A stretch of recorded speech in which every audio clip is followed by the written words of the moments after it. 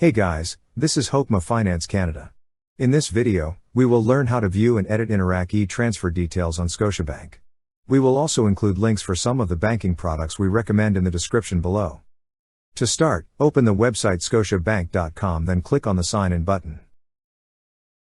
Next, sign in with your username and password.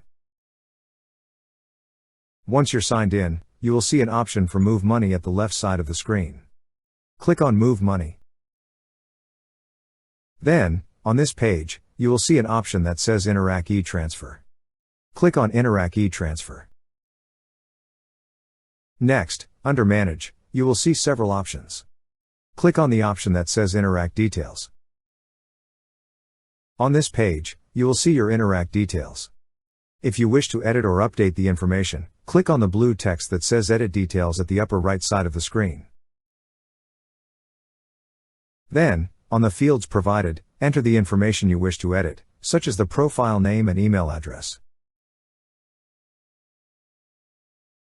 After entering the changes made, click on Save Changes.